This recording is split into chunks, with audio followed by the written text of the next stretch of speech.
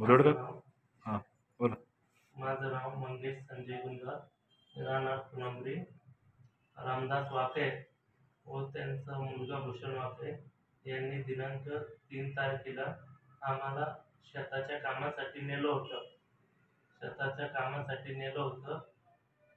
आणि शेतात गेल्यानंतर त्यांचं जमिनीचा वाद होतं हे आम्हाला काही माहीत नव्हतं. ही शेती सोनखेडा येथे होती. आम्हाला शेताच्या कामासाठी नेलं होतं फक्त, आणि तिथं भांडणं झाले. समोरचे मुस्लिम समाजाचे युवक, मुलं व माणसं होते. त्यांनी माझ्यावर प्राणघातक हल्ला केला व चाकू तलवारीने वार केला. तलवारीने माझ्या डोक्यात वार केला व रॉड व यांनी मला मारहाण करण्यात आली. आणि तिथं त्यांनी 3 राऊंड पिस्टलचे फायरिंग केली. समोरच्या आम्हाला काही त्यांचे चेहरे आठवत आहेत, पण त्यांचे नाव काही आठवत नाही, कारण की आम्ही पहिल्या वेळेस सोनखेडा गाव येथे गेलो होतो. किती लोक होते ते? ते 30 ते 40 लोक होते आमच्यावर हमला करणारे.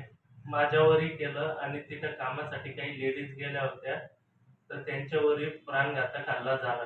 वादाचं कारण काय? वादाचं कारण आम्हाला काही माहित नव्हतं. तिथं वादाचं कारण म्हणजे जमिनीचं कारण होतं ते. आम्ही फक्त एक कामगार म्हणून तिथे गेलो होतो. त्या जो हल्ला केला त्यांनी आधी तुमची चौकशी वगैरे नाही केली? नाही, आम्हाला काही चौकशी वगैरे नाही केली. आमच्यावर डायरेक्ट आले आणि प्राणघातक हल्ला केला. आपल्याला कोणत्या प्रकारचं काम तिकडे देण्यात आलं? कोणतं काम देण्यात आलं? नाही, आम्हाला नाही का शेतात रोजमजुरीचं काम देण्यात आलं होतं. ते आम्हाला म्हणे की आमच्या शेतात काम आहे, तर तुम्ही या म्हणे. तर आम्ही तिथे गेलो होतो. त्या तुम्हाला शेतमालकाने याची जाणीव करून दिली नाही? नाही, आम्हाला जाणीव नव्हती. आम्हाला माहित होतं की पहिले वाद आहे, पण त्याच्यानंतर आम्हाला असं माहित झालं शेतमालक म्हणे की आमचा वाद मिटेल.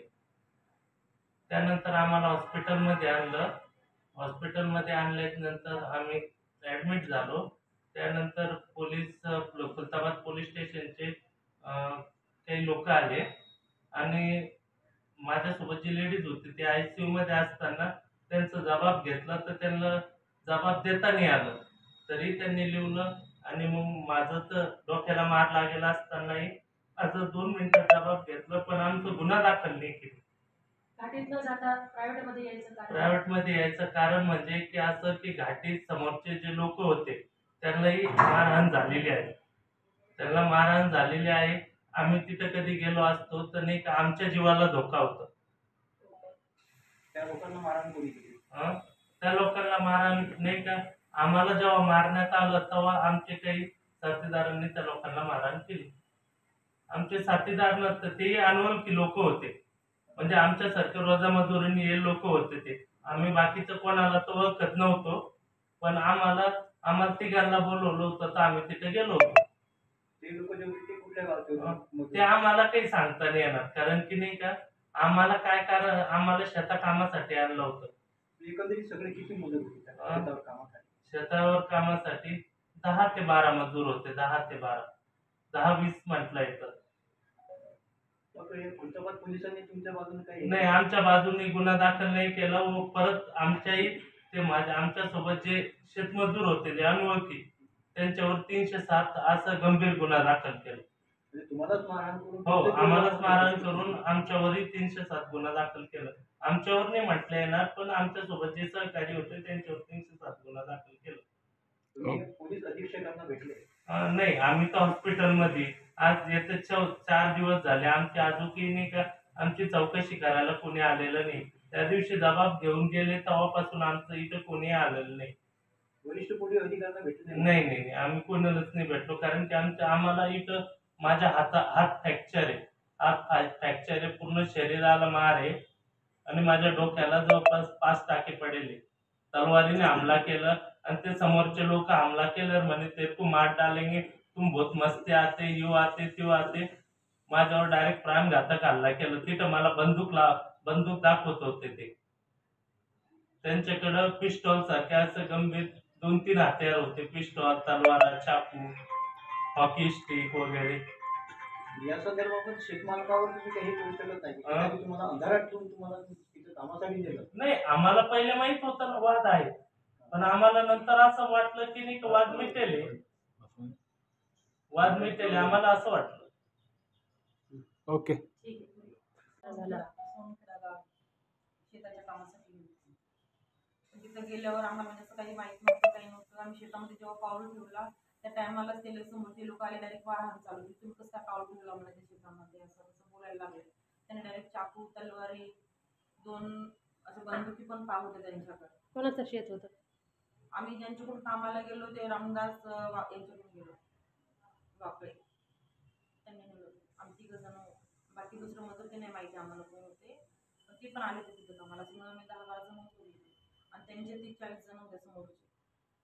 तर आम्हाला तुम्हाला कुठे कुठे मारहाण केली? इथे हातावर केली, डोक्यात रॉड मारले माझ्या, जबरदस्ती करण्याचा प्रयत्न केला.